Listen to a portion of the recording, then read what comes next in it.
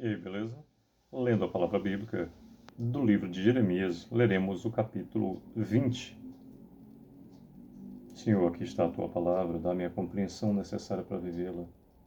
Que eu e minha esposa possamos verdadeiramente dizer: eu e minha casa serviremos ao Senhor, e possamos ser instrumento do Senhor para que a tua palavra chegue a outras pessoas de modo direto ou indireto, e desejamos que se faça na vida dessas pessoas conforme a tua vontade, bem como o Senhor faz na nossa. Pois tua vontade, Senhor, é perfeita, justa, digna e agradável. Te agradecemos em nome do Senhor, que foi e é e para sempre será o mesmo, o Senhor dos Exércitos. Deus, eu sou, o Pai do Cristo, meu Pai, Senhor, eterno, o Criador do céu e da terra. Te agradecemos em nome do teu Filho unigênito, Senhor e Salvador nosso, aquele por meio do qual o teu amor foi tão grande, conforme narrado em João 3,16, porque Deus amou o mundo de tal maneira que deu seu Filho unigênito para que todo aquele que nele crê não pereça, mas tenha vida eterna. E eu creio, Senhor, em espírito e verdade. Assim creu minha mãe, meu pai, eu, minha esposa, que assim também creia, Senhor, todos os nossos filhos. O Senhor nos salvou. Te agradecemos. E te agradecemos em nome do teu Espírito Santo, Deus conosco, descido em Pentecostes. Amém. Bem, temos no capítulo 20 de Jeremias, 18 versículos, e diz, do versículo 1 em diante: Passur, filho do sacerdote Imer, que era presidente na casa do Senhor, ouviu a Jeremias profetizando essas coisas. Então feriu Passur ao profeta Jeremias e o meteu no tronco que estava na porta superior de Benjamim, na casa do Senhor. No dia seguinte, Passur tirou a Jeremias do tronco. Então lhe disse Jeremias: O Senhor já não te chama Passur, e sim terror por todos os lados.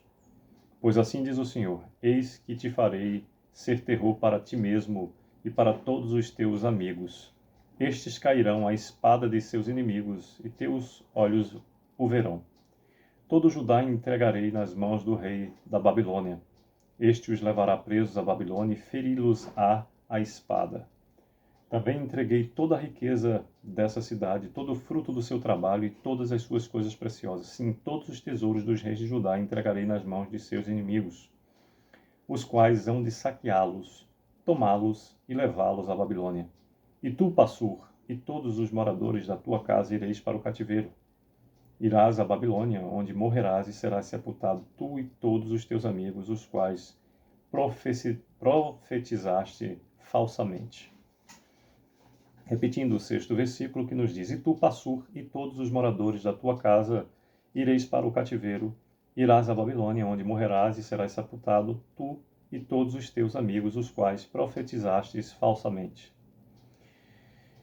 Persuadiste-me ao Senhor, e persuadido fiquei, mais forte foste do que eu, e prevaleceste. Sirvo de escárnio todo dia, cada um deles zombam de mim, porque sempre que falo tenho de gritar e clamar. Violência e destruição, porque a palavra do Senhor se me tornou um opróbio e ludíbrio todo dia. Quando pensei, não me lembrarei dele e já não falarei no seu nome, então isso me foi no coração como fogo ardente, encerrado nos meus ossos. Já desfaleço de sofrer e não posso mais, porque ouvi a murmuração de muitos. Há terror por todos os lados. Denunciai e o denunciaremos. Todos os meus íntimos amigos que aguardam de mim que eu tropece, dizem: bem pode ser que se deixe persuadir. Então prevaleceremos contra ele e dele nos vingaremos. Mas o Senhor está comigo como um poderoso guerreiro, por isso tropeçarão os meus perseguidores e não prevalecerão. Serão sobremodo envergonhados, e porque não se houveram sabiamente, sofrerão afronta perpétua, e jamais se esquecerá. Tu, pois, ó Senhor dos Exércitos, que provas o justo e esquadrinhas os afetos e o coração, permite veja eu a tua vingança contra eles, pois te confiei a minha causa. Cantai ao Senhor, louvai ao Senhor, pois livrou a alma do necessitado das mãos dos malfeitores. Maldito o dia em que nasci, Não seja bendito o dia em que me deu à luz a minha mãe. Maldito o homem que deu as novas a meu pai, dizendo: nasceu-te um filho, alegrando-o com isso grandemente. Seja esse homem como as cidades que o Senhor, sem ter compaixão, destruiu. Ouça ele clamor pela manhã e ao meu dia alarido. Porque não me matou Deus no ventre materno? Porque minha mãe não foi minha sepultura? Ou não permaneceu grávida perpetuamente? 18º e último versículo do capítulo 20 de Jeremias nos diz: por que saí do ventre materno tão somente para ver o trabalho e tristeza e para que se consumam de vergonha os meus dias? Pois bem, por meio destes 18 capítulos, por meio desses 18 versículos, temos no capítulo 20 de Jeremias, do versículo 1 até o 6º, amaldiçoado Passur, que meteu o profeta no tronco. E do 7º versículo ao 13º, o lamento do profeta Jeremias. E do 14º ao 18º, Jeremias amaldiçoa o dia de seu nascimento. Pois é, existem momentos na vida que a dificuldade é tão grande que é inerente ao homem simples desesperar-se. E é inerente ao homem ungido, um ser tão especial como o próprio Jeremias, o profeta de Deus, o Senhor que falava por meio dele ao seu povo, é comum. Pela natureza humana, que Jeremias também não tenha só dias bons. Imagine o que era um inocente ser preso a um tronco para ser torturado simplesmente por ser a voz do Senhor ao seu próprio povo. Amaldiçoou então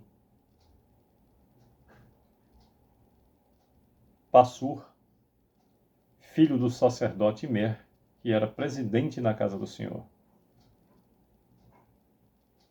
E foi capaz de fazer o que foi com o profeta. O lamento do profeta Jeremias é porque ele, sendo a voz do Senhor, era a voz do Senhor no momento em que o Senhor estava irado contra as atrocidades que o seu povo fazia. Vimos em capítulos anteriores que estávamos falando de um Israel que sacrificava os seus filhos a Baal. Era um povo que pegavam as crianças e os matavam oferecendo a postes ídolos. E Jeremias foi levantado, ele era o profeta, a voz do Senhor, para corrigir esse povo, para admoestar, para dizer: ei, povo, está errado, e o Senhor está vendo, e ele o ferirá. Imagine o que era ser a voz nesse momento. Era abrir a boca e receber toda a reprimenda do seu próprio povo, todo o seu povo revoltado contra ele. E no seu desespero, Jeremias finaliza esse capítulo amaldiçoando o próprio dia do seu nascimento. Imagine o tamanho do desespero do profeta.